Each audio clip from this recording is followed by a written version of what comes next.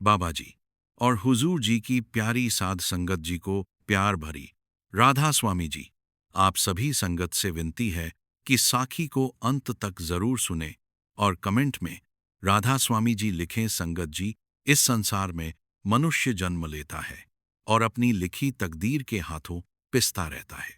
कोई अपने दुखों के पहाड़ों को देखकर थक जाता है, तो कोई सुखों की छाया में बैठकर भी किसी ना किसी रूप में अधूरापन महसूस करता है।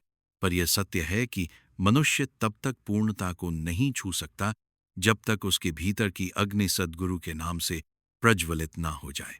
और यह नाम ही वह हीरा है जो जन्मों जन्मों की कालिक को धूसंदे छाया देता है। यही सिमरन वह कुंजी है जो तकदीर के ताले को खोलती है। मैं आज तुम्हें एक सच्ची कथा सुनाता हूं जो बीते कुछ ही वर्षों पहले घटित हुई थी। उस घटना में एक साधारण नर था जो अपनी तकदीर से त्रस्त था, अपने कर्मों के अभिशाप से लदा हुआ। पर सद्गुरु की असीम कृपा से उसकी नियति पूरी तरह पलट गई। और इस पलटाव का कोई बाहरी दिखावा नहीं था।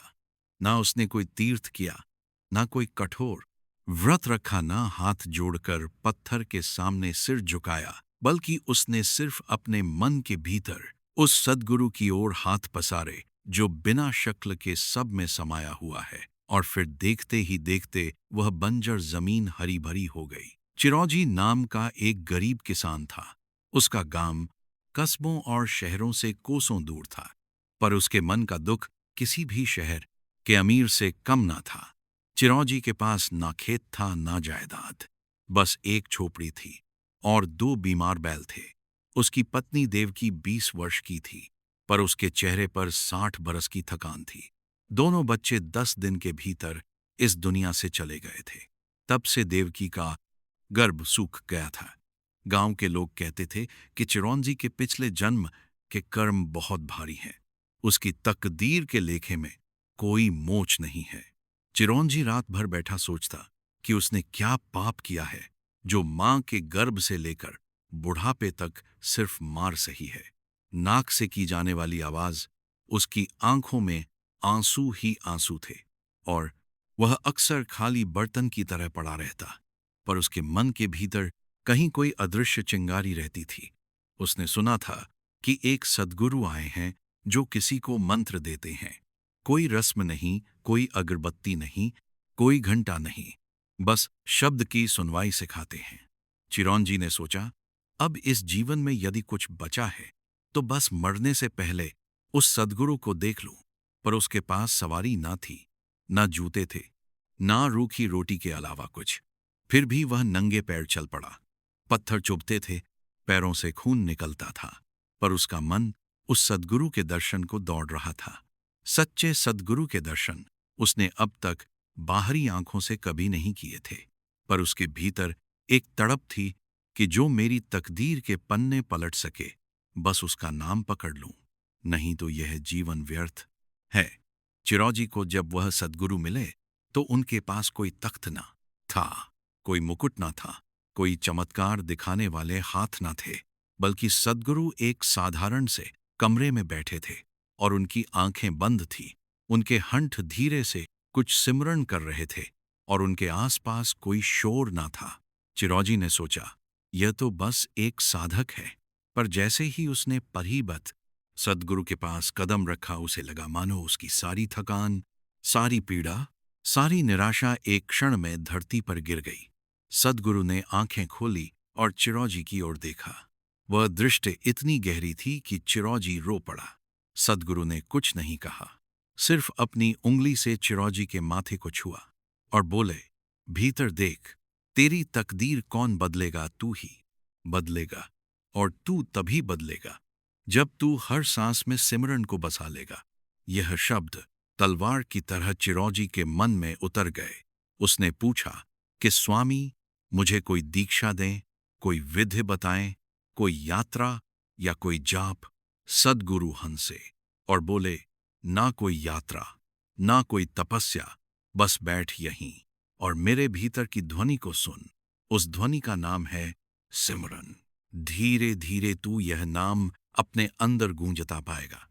फिर तेरी तकदीर खुद ब खुद लिखने लगेगी। चिरौजी को पहले तो समझ नहीं आया। उसने सोचा, यह तो मेरी बातों को ही अनसुना कर रहे हैं।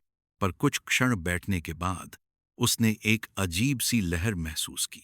उसके कानों में ना जाने कहां से एक मधुर नाद सुनाई दिया। वह नाद ना बाहर का था, ना साधन का, ना किसी वाद्य का, बस एक अनाहत ध्वनि थी। चिरौजी पल भर के लिए डर गया, पर सद्गुरु ने कहा, डर मत, यह तेरे भीतर का सत्य है। इसे पहचान, इसी को हम सिमरण कहते हैं। चिरौजी ने पूछा कि यह सिमरण मेरी तकदीर कैसे बदलेगा? मैं तो रात को भूखा सोता हूं।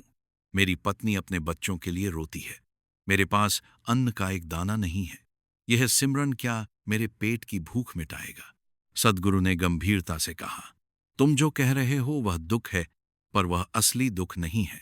असली दुख तो यह है कि तुम अपने भीतर के धन से अनजान हो।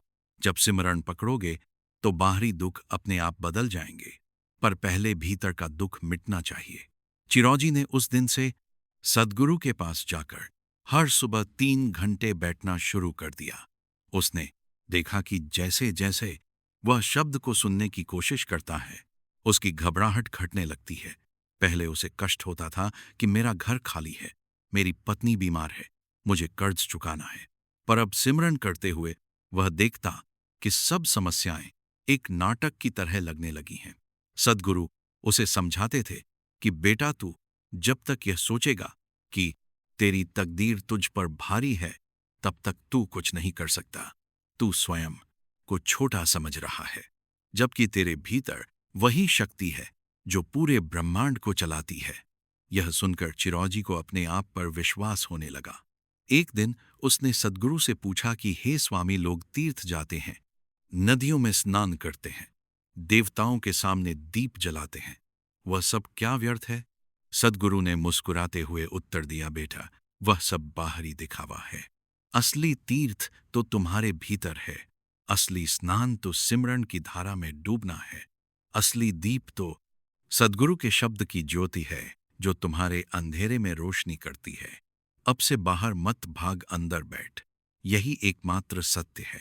चिरौंजी इस बात को धीरे धीरे समझने लगा। उसकी पत्नी देवकी ने शुरू में उसे पागल समझा। वह बोली, तुम तो रोज सद्गुरु के पास बैठकर समय बर्बाद कर रहे हो, हमारे घर में अनाज तक नहीं है।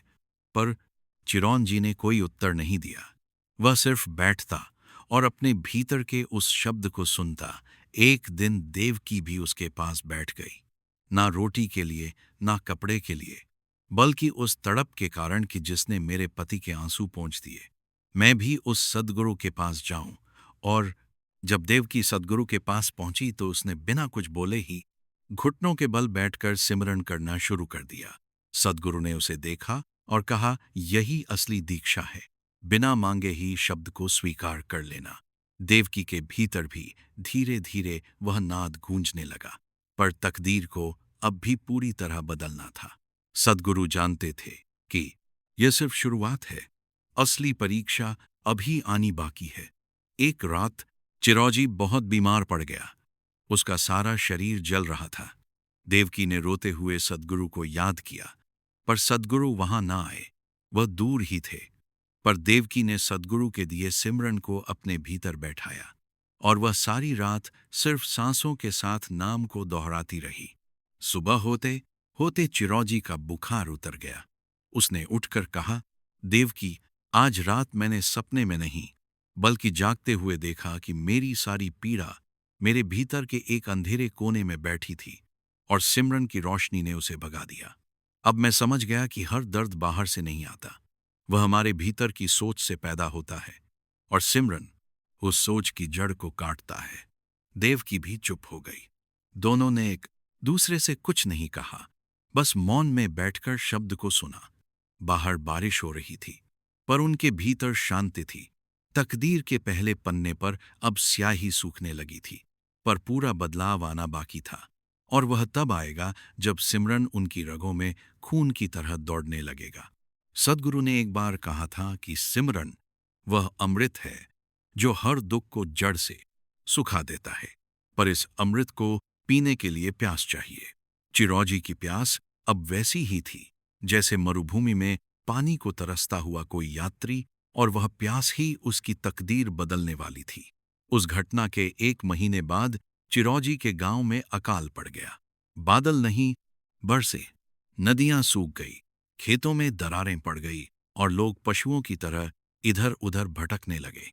हर घर में रोना था।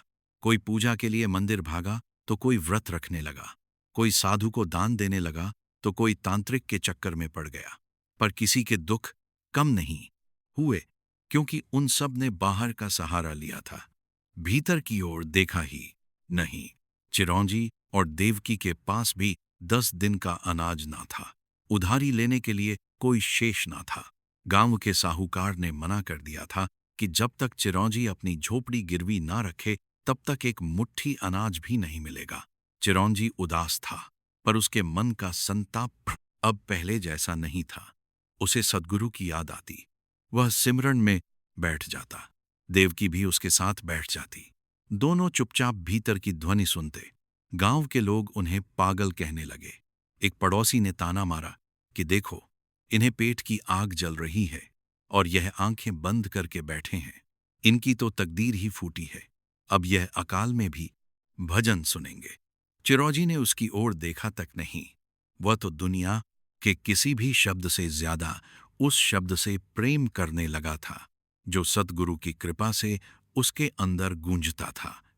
रात को जब दोनों भूखे पेट सोते तो सिमरन के कारण नींद तो आती ही थी, साथ ही एक अजीब सी तृप्ति भी महसूस होती थी, मानो रूखी रोटी भी 1000 व्यंजनों से बढ़कर हो गई हो। पर इस कष्ट की घड़ी में उनकी परीक्षा और भी गहरी हो गई। एक दिन देवकी का दिल टूट गया। उसने चिरौजी से कहा कि मैं तुमसे कुछ मांगती हूं। हम सद्गुरु के पास जाए और उनसे सीधे मांग करें कि हमें अन्न चाहिए, रुपया चाहिए, वस्त्र चाहिए, क्योंकि जब उनके सिमरन से हमें शांति मिली है तो वे हमें यह भी दे सकते हैं। गला साफ करने की आवाज। चिरौंजी ने देवकी को समझाया कि सद्गुरु भिक्षुक बनाने के लिए नहीं आते, वे हमें वह धन देते हैं जो कभी घटता नहीं। पर देवकी नहीं मानी। उसने जिद की। अंत में दोनों सद्गुरु के पास पहुंचे। सद्गुरु उस दिन बिल्कुल चुप थे। चिरौंजी ने हाथ जोड़कर कहा कि प्रभु, हमारे घर में अनाज का एक दाना नहीं है। हमारे पास पहनने को कपड़े भी फटे हैं। हम सिमरन करते हैं पर हमारा पेट नहीं भरता। सद्गुरु ने कुछ क्षण उनकी ओर देखा और बोले, तुम क्या चाहते हो? तुम सच्चा सुख चाहते हो या सिर्फ पेट के लिए अन्न? यदि सिर्फ अन्न चाहिए तो मैं तुम्हें दे सकता हूं। गला साफ करने की आवाज पर वह मांगना ऐसा है जैसे हीरे के बदले कांच मांगना। चिरौंजी चुप हो गया। देवकी रोने लगी। उसने कहा कि स्वामी, हम बहुत दुखी हैं। हमें नहीं समझ आता कि सिमरन से पेट कैसे भरेगा। तब सद्गुरु ने एक बहुत ही गहरी बात कही। उन्होंने कहा कि देखो बेटी, भूख 2 तरह की होती है। एक भूख पेट की, दूसरी भूख आत्मा की। पेट की भूख तो थोड़े दानों से मिट जाती है, पर आत्मा की भूख हजारों जन्मों से तुम्हें तड़पा रही है। जब तुम सिमरन करती हो तो वह भूख मिटती है, और जब वह भूख मिट जाती है तो पेट की भूख भी आसान हो जाती है। मैं तुम्हें यह नहीं कहता कि अन्न नहीं खाओगे। मैं कहता हूं कि पहले उस अन्न को पहचानो जो अक्षय है, उसके बाद बाकी सब अपने आप आ जाएगा। देवकी को बात समझ में आ गई, पर उसका मन अब भी थोड़ा उछटा हुआ था। वह चुपचाप घर लौट आई और उस रात उसने अपने मन में तय किया कि वह सतगुरु से कुछ भी नहीं मांगेगी, बस वैसे ही सिमरन करेगी जैसे एक मछली पानी में रहती है, बिना पानी से कुछ मांगे। पर दूसरे दिन ऐसा हुआ कि जब वह जंगल से लकड़ियां चुनने गई तो उसे रास्ते में गेहूं के कुछ दाने बिखरे मिले। उसने सोचा यह किसी का गिरा होगा, पर कोई आसपास ना था। उसने उन दानों को अपनी साड़ी में बांध लिया। थोड़ी दूर जाकर उसे एक पुराना तांबे का सिक्का मिला। थोड़ी दूर पर फिर एक लौटा मिला। उसका मन दौड़ने लगा। वह दौड़ती हुई घर पहुंची और चिरौजी को सब कुछ बताया। चिरौजी ने कहा कि यह सब सतगुरु की कृपा है, पर साथ ही उसने कहा कि इसे हम तकदीर का बदलाव ना समझे। यह तो बस एक छोटी सी झलक है, असली बदलाव तो अभी बाकी है। देवकी हैरान थी कि भूख के समय में भी चिरौजी इतना संयमी कैसे है। तब चिरौजी ने उसे बताया कि जब मैं सिमरन करता हूं तो मुझे वह सब कुछ मिल जाता है जिसकी मुझे सच में जरूरत है। पर मैं यह नहीं चाहता कि मेरा मन इन चीजों में फंस जाए, क्योंकि मैंने सद्गुरु से सीखा है कि सच्ची संपत्ति तो शब्द में है। उनके यह शब्द मेरे जीवन का आधार है। धीरे धीरे गांव में अकाल के बाद थोड़ी बारिश हुई। खेतों में नमी लौटी, पर चिरौजी के पास तो खेत था ही नहीं। फिर भी लोग उसे काम पर रखने लगे। उसने मजदूरी की, ईंटें ढोई, सड़कें बनाई, पर अपना सिमरन कभी नहीं छोड़ा। वह काम करते हुए भी अपने भीतर उसी शब्द को सुनता रहता था। उसके सहकर्मी कहते थे कि तू तो काम में मस्त रहता है, ना तू कभी थकता है और ना कभी किसी से झगड़ता है। तू ऐसा कैसे कर लेता है? चिरौंजी बस मुस्कुरा देता था और बोलता था, मेरे भीतर कोई बैठा है जो मेरा सब काम करता है। मैं तो बस उसके नाम को पुकारता हूं। पर यह नाम कोई जपने जैसा नहीं है, यह तो सुनने जैसा है। सद्गुरु ने मुझे सुनना सिखा दिया, अब मैं वही करता हूं। उसके साथियों को यह बात समझ नहीं आती थी, क्योंकि उन्होंने कभी सद्गुरु के शब्द को अपने अंदर उतरते नहीं देखा था। एक दिन उसके एक साथी माधव ने उससे पूछा, क्या सच में सिर्फ नाम से तकदीर बदल सकती है? मेरे बेटे को 5 साल से बीमारी है। डॉक्टरों ने हाथ खड़े कर दिए। मैंने दौरे किए, मंदिरों में चढ़ावा चढ़ाया, हवन कराए, पर कुछ नहीं हुआ। क्या तुम्हारा यह सिमरन मेरे बेटे को ठीक कर सकता है?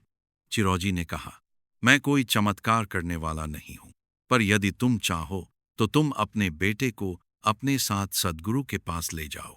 सिर्फ बैठो और सुनो। बस इतना करना, कोई मंत्र नहीं दूंगा, कोई जल नहीं छिड़कूंगा, बस सुनना। माधव ने अपने बेटे को ले जाकर सद्गुरु के पास बैठाया। वह बच्चा पहले तो घबराया, पर धीरे धीरे शांत हो गया। 3 दिन तक वह बच्चा सद्गुरु के पास रोज बैठा, कुछ बोलता नहीं था, बस आंखें बंद कर लेता था। तीसरे दिन बच्चे ने अपनी मां से कहा, मां, मेरे भीतर कुछ बहुत सुंदर बज रहा है, जैसे कोई बिना तार के वीणा बजा रहा हो।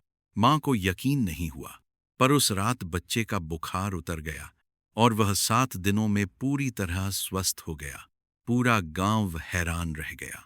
लोग चिरौजी के पास पूछने आए कि उसने कौन सा है का सा मंत्र दिया है। चिरौजी ने कहा, मैंने कोई मंत्र नहीं दिया। सद्गुरु के पास बैठने से जो शब्द उस बच्चे ने सुना, वही सबसे बड़ा मंत्र है, वही असली दवा है, और वही वह चाबी है जो बंद हो चुके भाग्य के दरवाजे खोल देती है। यह घटना गांव में फैल गई, पर कई लोगों ने इसे चमत्कार कहना शुरू कर दिया। कई ऐसे भी थे जो सिर्फ दिखावे के लिए सद्गुरु के पास जाने लगे ताकि उनका भी कोई काम बन जाए। पर चिरौजी को यह देख थोड़ी चिंता हुई। वह सद्गुरु के पास गया और बोला, स्वामी, अब लोग सिर्फ रोग मिटाने और रुपया पाने के लिए आ रहे हैं। वे सिमरन का असली मर्म नहीं समझ रहे। सद्गुरु ने उसे प्यार से समझाया, चिरौजी, तू चिंता मत कर। जो लोग सच्चे मन से आएंगे उन्हें शब्द पकड़ ही लेगा। जो नकली हैं वे स्वयं ही चले जाएंगे। तेरा काम है सिर्फ सिमरन करना, बाकी मैं जानता हूं। चिरौजी के आंसू छलक आए। उसे अपने सद्गुरु पर गर्व नहीं था, बल्कि एक गहरी कृतज्ञता थी कि उस अनंत सत्ता ने उसके जैसे पत्थर को भी तराश कर हीरा बना दिया। यह सब देखते हुए अब तक चिरौजी के भीतर आत्मविश्वास आते गया था। वह ना तो किसी को जवाब देता, ना किसी से ईर्ष्या करता, ना किसी बात पर क्रोध करता। पहले उसे हर छोटी बात पर गुस्सा आता था, हर असफलता पर वह खुद को कोसता था। पर अब सिमरन की लय में उसकी सांसें इतनी स्थिर हो गई थी कि बाहर की दुनिया उसे छू नहीं पाती थी। उसके दोस्त उसे कहते, तू तो अब पहले जैसा नहीं रहा। पहले तू हमारे साथ शिकायतें करता था, अब तू सिर्फ हंसता है और चुप हो जाता है। चिरौजी कहता, हाँ भाई, पहले मुझे लगता था कि मेरी तकदीर खराब है, पर अब मैं जान गया हूं कि तकदीर कोई बाहरी चीज नहीं है, वह मेरे सोचने का तरीका है। जब मैं सिमरन में लीन हो जाता हूं तो मेरे विचार बदल जाते हैं और वही बदले हुए विचार मेरे बाहरी जीवन को बदल देते हैं। एक बार उसने देखा कि जब वह पूरी श्रद्धा से सिमरन करता है तो बिना किसी प्रयास के उसके अंदर से अच्छे संकल्प निकलते हैं। वह सोचता है कि मैं अमुक व्यक्ति को माफ कर दूं, मैं अमुक से झगड़ा ना करूं, मैं अमुक को अपनी रोटी भी दे दूं। यह सब उसके भीतर से बिना प्रयास के आता था, मानो कोई अदृश्य हाथ उसके व्यवहार को संभाल रहा हो। और सचमुच जैसे जैसे उसका व्यवहार बदलता गया, लोग उसकी मदद करने लगे। कोई उसे नौकरी पर रखने लगा, कोई उसे कर्ज देने लगा, कोई उसे कपड़ा दे गया। यह सब उसने मांगा नहीं था, पर सद्गुरु की कृपा की बारिश उस पर हो रही थी। उसने कभी किसी से नहीं कहा, मुझे यह दो वह दो। बस सिमरन किया और जरूरतें पूरी होती गई। पर यहां एक गहरा सत्य छिपा है। जब सिमरन गहरा होता है तो मनुष्य की मांग समाप्त हो जाती है, और जब मांग समाप्त होती है तो बिना मांगे ही सब कुछ मिलने लगता है। यह संसार का सबसे गूढ़ रहस्य है। चिरौंजी ने इसे अपने जीवन में जिया था, इसलिए वह अब वैसे पागल नहीं था जैसे लोग समझते थे। वह उस परम पागलपन में लीन था जहां सिर्फ सद्गुरु और सिमरन का खेल चलता है और बाकी सब मिट्टी हो जाती है। समय बीतता गया और चिरौंजी के जीवन में एक ऐसा मोड़ आया जिसने उसकी तकदीर ही नहीं बल्कि पूरे गांव के लोगों की सोच को उलट कर रख दिया। अब वह दिन कोई दूर का नहीं था, बल्कि बहुत नजदीक था, जब वह बिना किसी बाहरी संसाधन के वह सब कुछ पाने वाला था जो उसने कभी सोचा भी नहीं था। पर उसके लिए पहले उसे अपने भीतर के अंतिम किले को ढाना था। वह किला था उसका अहंकार। अब तक चिरौंजी सिमरन करता रहा था, पर कभी कभी उसके मन में यह ख्याल आता था कि मैं दूसरों से बेहतर हूं क्योंकि मैंने सद्गुरु को पा लिया। उसने सोचा कि यह तो ठीक नहीं है, अहंकार की यह गंध तो सबसे बड़ा विष है। उसने सद्गुरु से प्रार्थना की कि स्वामी मुझसे कोई ऐसा काम करवा दो जिससे मेरा घमंड मर जाए। सद्गुरु ने उसकी प्रार्थना सुन ली, पर उसे तुरंत कुछ नहीं बताया। उन्होंने चिरौंजी को अपने पास बुलाया और कहा, अब तुम कुछ दिनों के लिए हर रात इसी कमरे में अकेले बैठो। कोई नहीं आएगा, सिर्फ तुम्हारा मन और सिमरन। रात के अंधेरे में तुम्हारे भीतर जो कुछ भी उठे उसे लड़ना मत, बस उसे जाने दो। यह सुनना मत दे कि बाहर कुछ है, बस अपने भीतर के उस शब्द को सुनो जो सतत गूंज रहा है। चिरौंजी ने वैसा ही किया। पहली रात बड़ी कठिन थी। उसे तरह तरह के भय आए, कोई काली आकृति, कोई चीख, कोई भयंकर सपना। पर वह डटा रहा। वह बोलता रहा कि यह सब मेरे मन का खेल है, सद्गुरु के सिवा यहां कुछ नहीं है। दूसरी रात को थोड़ी शांति आई। तीसरी रात को उसने अपने भीतर से एक अपरिचित आवाज सुनी, जैसे कोई उससे कह रहा हो कि तू ही सब कुछ है, तू ही सतगुरु है। चिरौंजी ने तुरंत उस आवाज को पहचान लिया। यह मेरा अहंकार बोल रहा है, मैं सद्गुरु नहीं हूं, मैं तो उनकी छोटी सी कृति हूं। उसने उस आवाज को अनसुना कर दिया और अगले ही पल सिमरन इतना गहरा हो गया कि उसे अपने शरीर का भी होश नहीं रहा। ऐसी ही एक रात वह अचानक उठा तो उसने देखा कि सद्गुरु सामने खड़े हैं। उनके मुख से कोई शब्द नहीं निकल रहा था, पर चिरौंजी के भीतर सब कुछ स्पष्ट हो रहा था। उसे लगा जैसे उसकी सारी जन्मों की धूल झड़ गई हो। उसने सद्गुरु के चरणों में मस्तक रख दिया और पूछा, स्वामी, अब बताइए, मेरी तकदीर कब बदलेगी? मैं वही हूं जो था, झोपड़ी वही है, गरीबी वही है। फिर भीतर का परिवर्तन तो हुआ, पर बाहर का दुख अब भी क्यों है? सद्गुरु मुस्कुराए और बोले, तुम अब भी बाहर देख रहे हो। तकदीर का बदलना मतलब यह नहीं कि तुम्हारे पास बैंक बैलेंस आ जाए। तकदीर तब बदलती है जब तुम्हारी दृष्टि बदल जाती है। अब तुम उसी झोपड़ी में बैठोगे तो वह तुम्हें महल लगेगी, उसी रोटी को खाओगे तो वह अमृत एक लगेगी, उसी पत्नी के साथ रहोगे तो वह साक्षात आनंद लगेगी। यही सच्ची तकदीर है। चिरौंजी को इस बात पर गहरा विश्वास तो हो गया था, पर उसके सामने अभी एक और बड़ी परीक्षा आनी थी। वह परीक्षा थी उसकी पत्नी देवकी के मन की व्याकुलता। देवकी सिमरन तो कर रही थी, पर उसके मन में बच्चे के अभाव की पीड़ा बार बार उठती थी। वह मां बनना चाहती थी। गांव की औरतें उसे ताने मारती थी कि यह बांझ है, इसके पति का कोई वंश नहीं चलेगा। देवकी रात को बैठकर रोती, फिर सिमरन करती, फिर रोती। चिरौजी ने उसे समझाया कि हम संतान पैदा कर सकते हैं, पर वह बच्चा क्या हमारा अहंकार नहीं होगा? क्या हम उस बच्चे के जरिए अपनी अमृता का भ्रम नहीं पालेंगे? हम तो सद्गुरु के सिमरन में ही अमर हैं। देवकी ने कहा, तुम्हारी बातें मैं समझती हूं, पर मेरे सीने का दर्द तुम्हें कैसे समझ आएगा? मेरी गोद खाली है, मैं मां नहीं बन पाई। यह मेरी तकदीर है, इसे सिमरन कैसे बदलेगा? चिरौंजी चुप हो गया। उसने सद्गुरु से इस बारे में बात की। सद्गुरु ने कहा, देवकी को मेरे पास भेजो। जब देवकी सद्गुरु के पास पहुंची तो वह फफ कर रो पड़ी। सद्गुरु ने उसे अपने हाथों से सिर सहलाया और कहा, बेटी, जो माता अपने पूरे गांव के बच्चों को अपना बच्चा समझती है, उसे अलग से बच्चे की जरूरत नहीं होती। तू अकेले बच्चे को देख, गांव के अनाथ बच्चों को प्यासा है, बुलाने लगा हुआ है। उन्हें अपना बच्चा समझ, उनके घाव भी तू करने मां बनेगी। उन्हें कहानियां सुना। धीरे धीरे गांव के लोग उसे मां कहने लगे। देवकी के मन का दर्द कम हुआ और एक दिन उसे नींद में एहसास हुआ कि उसके आसपास कई कई बच्चे खेल रहे हैं। सभी उसकी गोद में आ रहे हैं। वह जागी तो उसकी आंखों में आंसू थे, पर उसने देखा कि अब उसका दर्द पूरी तरह से शांत हो चुका है। उसने चिरौजी से कहा, मुझे अब किसी बच्चे की आवश्यकता नहीं, क्योंकि मैंने हर बच्चे को अपना मान लिया है। चिरौजी ने उसे गले लगा लिया और बोला, देखा, सिमरन ने तुम्हारी सोच बदली, और जैसे ही सोच बदली तुम्हारा दुख मिट गया। यही तकदीर का बदलना है। देवकी को समझ में आ गया कि असली तकदीर वह नहीं है जो बाहर दिखती है, बल्कि वह है जो भीतर के दृष्टिकोण में बदलाव लाती है।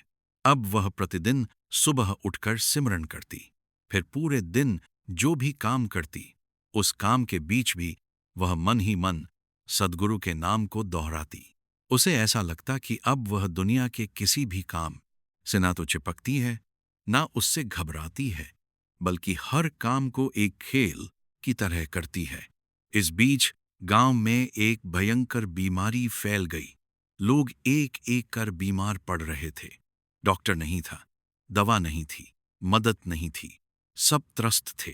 चिरौजी और देवकी दोनों ने बीमारों की सेवा करनी शुरू कर दी, पर वह भी कोई दवा नहीं थे। वे सिर्फ अपने साथ सिमरन ले जाते थे। जिस बीमार के पास चिरौजी बैठता, वह महसूस करता कि उसके शरीर में एक अजीब सी ऊर्जा आ रही है, मानो कोई अदृश्य हाथ उसके सिर पर रख रहा हो। चिरौजी बोलता, मैं कुछ नहीं कर रहा, मेरा सद्गुरु कर रहा है। मैं तो बस एक साधारण मिट्टी का बर्तन हूं। उनकी कृपा से ही इस बर्तन में अमृत है, जिसे मैं सबको बांट रहा हूं। गांव के कई लोग चिरौजी के पास आकर सिमरन सीखने लगे। वह उनसे कहता कि कोई विधि नहीं है, बस सद्गुरु के शब्द को सुनने की कोशिश करो। जब तुम शांत होकर बैठोगे तो वह शब्द खुद सुनाई देगा। कई लोगों ने ऐसा किया और उन्हें अनुभव हुआ कि उनकी मानसिक व्यथा कम हुई।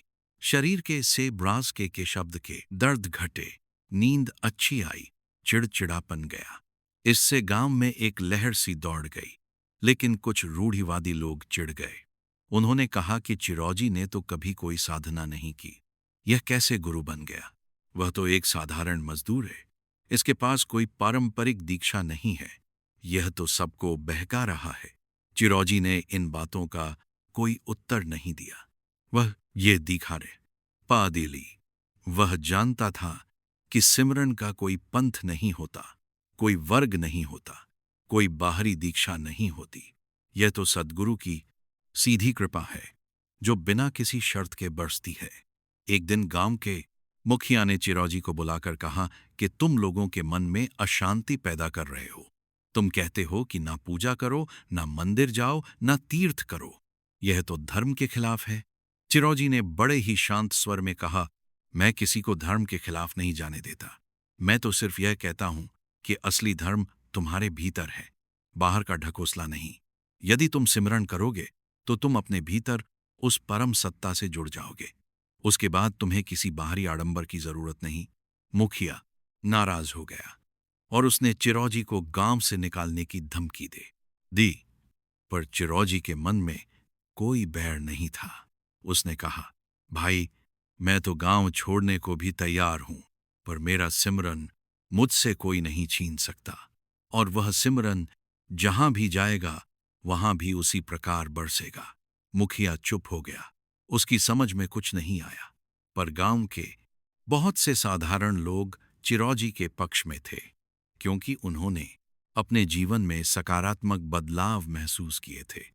इस बीच चिरौजी के सद्गुरु ने उसे एक बार फिर अपने पास बुलाया और कहा, अब तुम इतने परिपक्व हो गए हो कि तुम दूसरों को सिमरन का मार्ग सिखा सकते हो, पर याद रखना, तुम किसी को अपना शिष्य ना बनाना।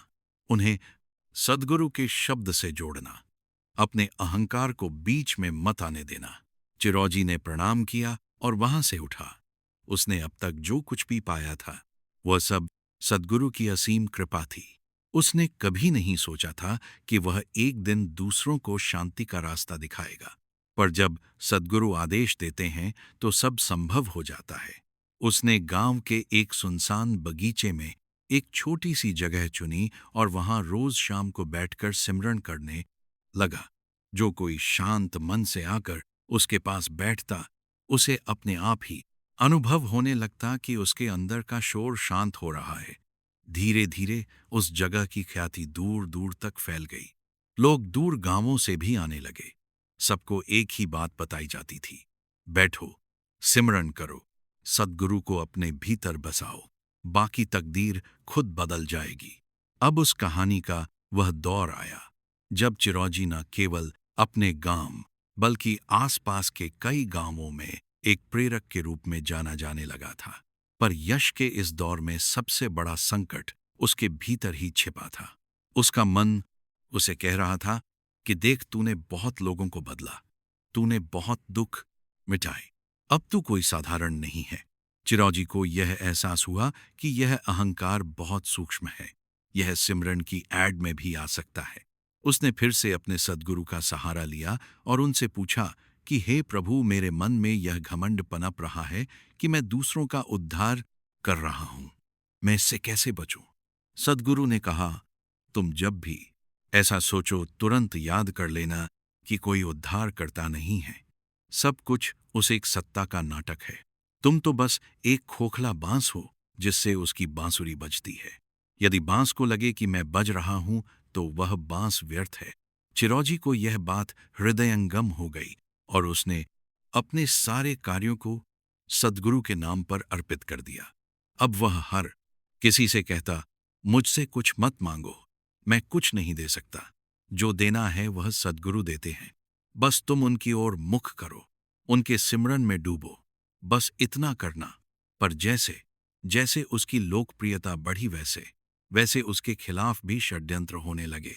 कुछ ईर्ष्यालु लोगों ने उस पर झूठे आरोप लगाने शुरू कर दिए। कहा कि यह लोगों को भ्रमित करता है, यह कोई बड़ा तांत्रिक है, इसने हमारे धर्म को नष्ट करने की ठान ली है। चिरौंजी को कई बार धमकियां मिली, कई बार उसकी झोपड़ी के पास पथराव भी हुआ, पर चिरौंजी विचलित नहीं हुआ। वह बस यह सोचता रहा कि यह सब सद्गुरु की परीक्षा है, मुझे अपनी शांति नहीं खोनी चाहिए। एक रात कुछ लोगों ने उसके उस बगीचे में तोड़फोड़ कर दी, पेड़ काट दिए, जमीन खोद दी, वहां एक बड़ा गड्ढा कर दिया। सुबह जब चिरौजी वहां आया तो उसने सिर्फ एक बात कही, जो लोग इतना क्रोध रखते हैं उनको मेरी करुणा है। उसने उसी गड्ढे के पास बैठकर सिमरन करना शुरू कर दिया। लोग हैरान थे कि यह आदमी ना तो रोया और ना ही किसी आदमी ना तो रोया को गाली दी, बस चुपचाप बैठा रहा। उस दिन एक युवा लड़का जो उस तोड़फोड़ में शामिल था बहुत देर तक छिपकर चिरौजी को देखता रहा। वह यह देखकर दंग रह गया कि जिस आदमी की सारी मेहनत नष्ट कर दी गई, वह आदमी बैठा मुस्कुरा रहा है और उसके चेहरे पर कोई गुस्सा नहीं है। उस लड़के का मन पसीज गया। वह चिरौजी के पास आया और रोने लगा। उसने कहा कि मैंने तुम्हारे साथ बहुत बुरा किया, पर तुमने मुझे कुछ नहीं कहा। तुम ये कैसे कर लेते हो? चिरौजी ने कहा, बेटा, मैं वह नहीं हूं जो तुम समझ रहे हो। मेरा कोई नाम नहीं, गला साफ करने की आवाज है, कोई रूप नहीं है। मैं तो बस एक सिमरन हूं। तुमने इस सिमरन का कोई नुकसान नहीं किया, क्योंकि सिमरन को कोई नुकसान नहीं पहुंचा सकता। तुमने बस कुछ पत्ते तोड़े, कुछ शाखाएं तोड़ी। यह सब ठीक है।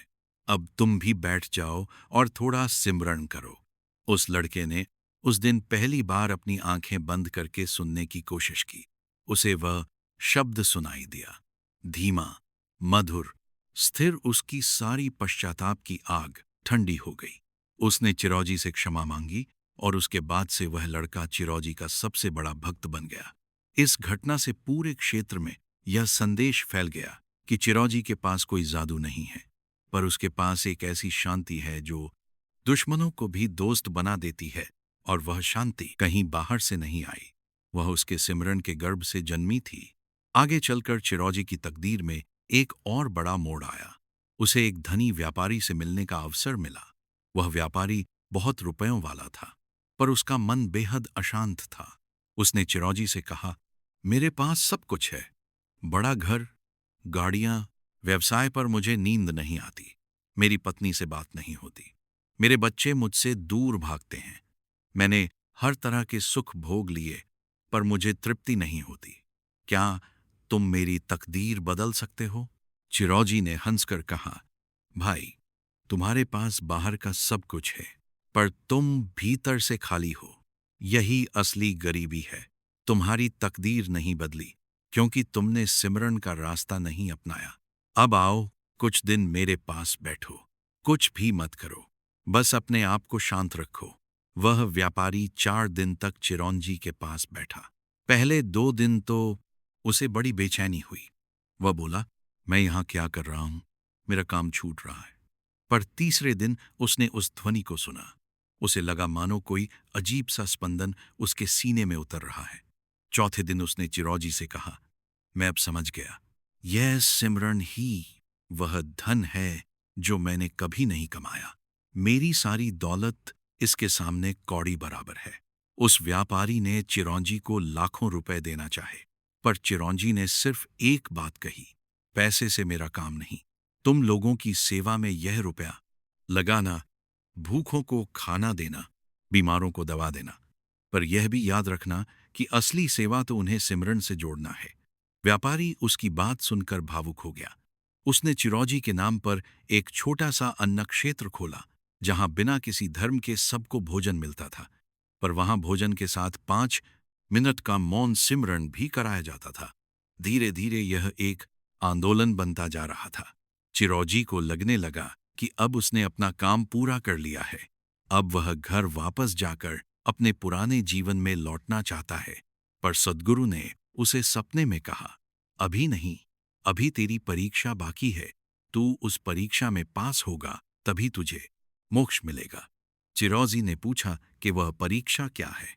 सद्गुरु ने कहा, तू अपने जीवन की सबसे बड़ी हानि को सिमरन के बल पर सहन करेगा।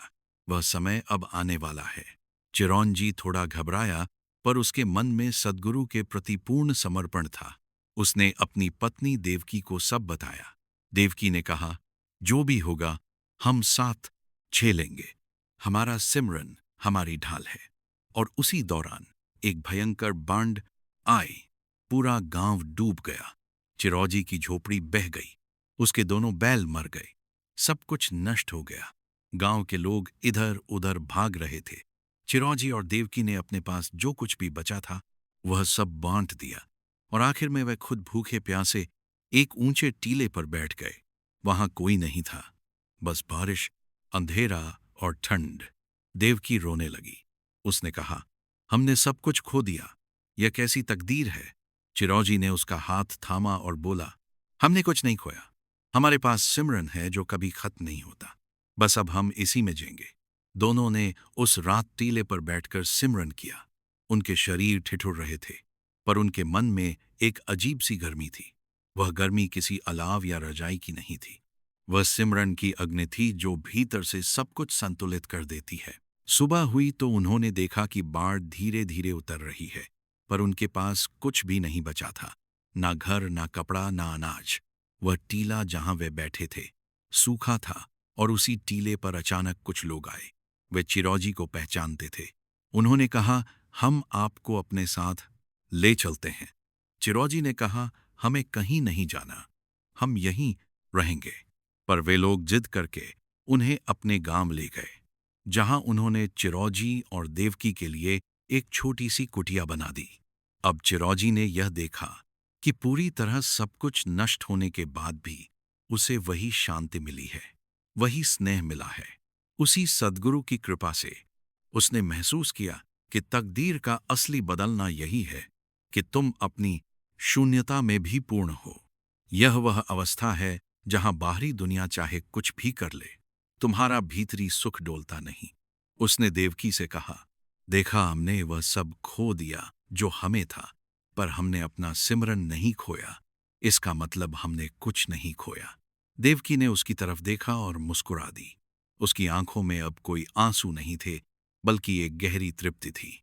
अब वह जानती थी कि संसार की सारी संपदा नष्ट हो सकती है, शरीर नष्ट हो सकता है, नाम नष्ट हो सकता है, पर सिमरन नष्ट नहीं होता। सद्गुरु का शब्द नष्ट नहीं होता, और यही शब्द असली तकदीर है। अब उस कथा का अंतिम दौर है, जहां सारी परीक्षाएं समाप्त होती हैं और सद्गुरु की कृपा चरम पर पहुंचती है। चिरौजी अब बूढ़ा हो चला था। उसके बाल सफेद हो गए थे, शरीर दुबला पड़ गया था, पर उसकी आंखों में जो चमक थी वह किसी युवा के उत्साह से भी अधिक थी। उसने कभी किसी से यह नहीं कहा कि वह कोई महान संत है, बल्कि वह हमेशा कहता था, मैं तो एक तिनका हूं जो सद्गुरु के चरणों में पड़ा है। यदि उस तिनके से किसी को सुगंध आती है तो वह उस चरणों की ही सुगंध है। उसकी विनम्रता देखकर लोग और भी आकर्षित होते थे। एक दिन उसके पास एक बड़ा से बड़ा दुखी व्यक्ति आया। उसका नाम था दीनाना। वह कोढ़ी था, उसका शरीर गल रहा था। लोग उससे दूर भागते थे, कोई उसे छूना तक नहीं चाहता था। दीनाना ने चिरौजी से कहा, हे सज्जन, मैंने सुना है कि तुम सिमरन का मार्ग बताते हो। क्या यह मार्ग मेरे जैसे अभाग्य को भी मिल सकता है? चिरौजी ने उठकर उसे गले लगा लिया। यह देख सब हैरान रह गए।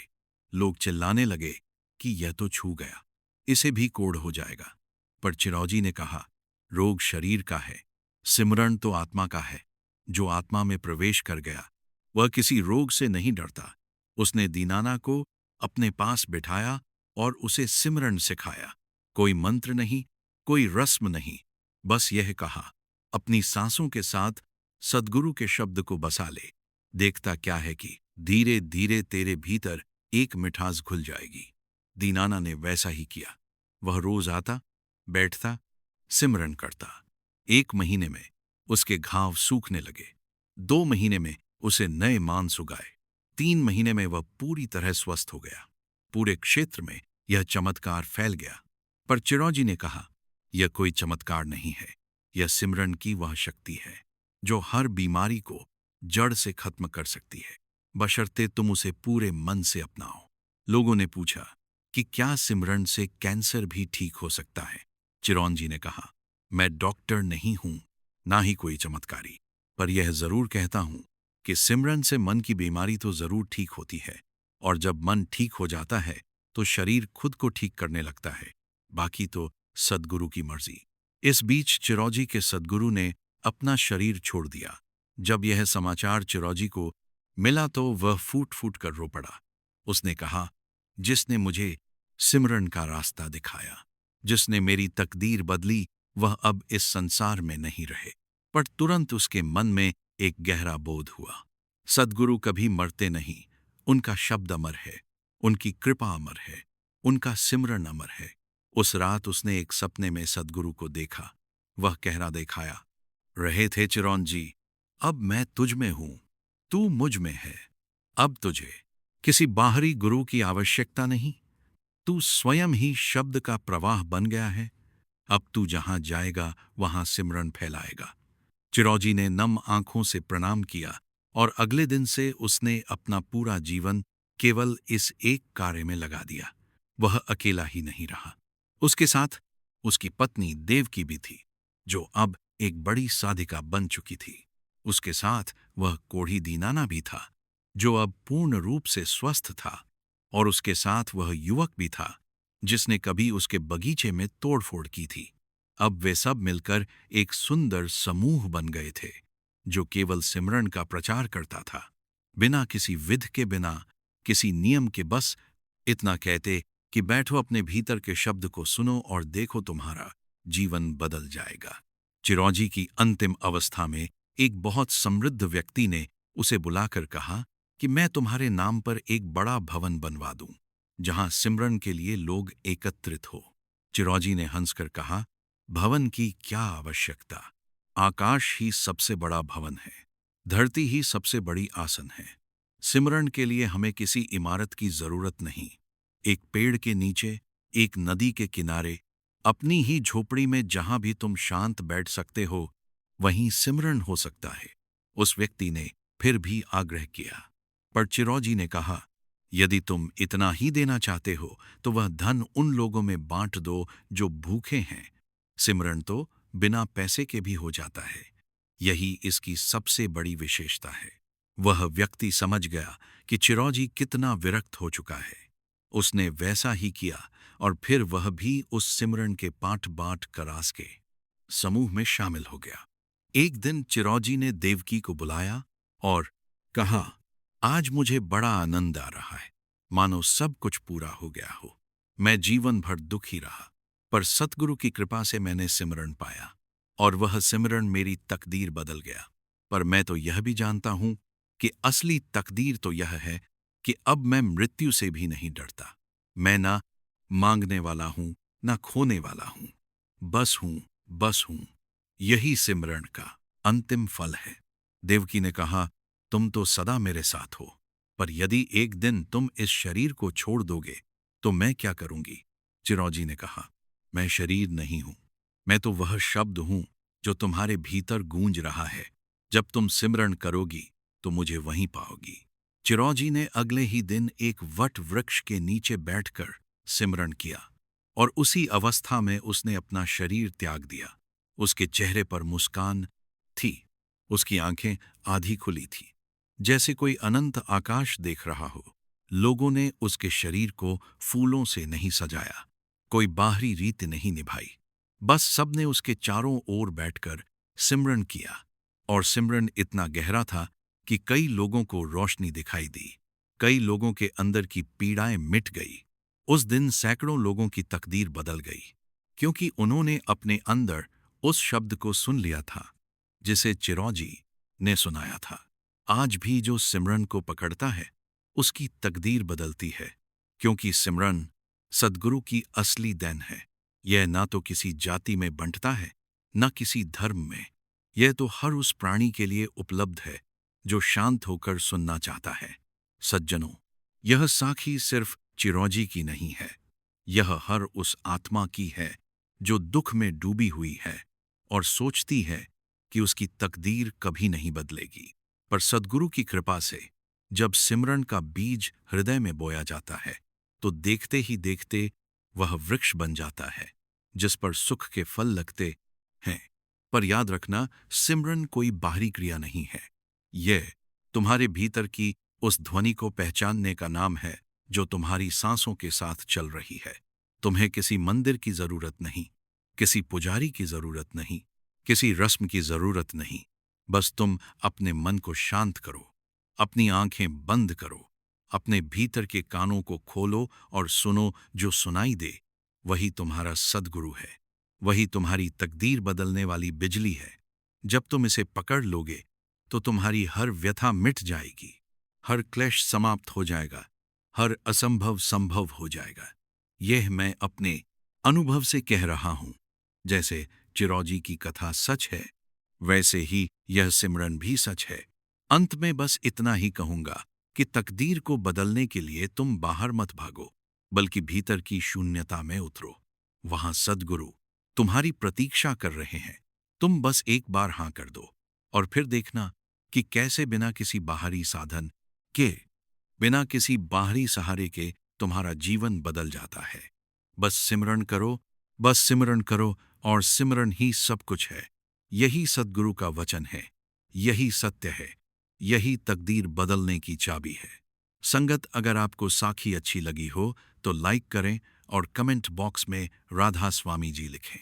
अपने दोस्तों और सत्संगी भाइयों को जरूर शेयर करें। राधा स्वामी जी।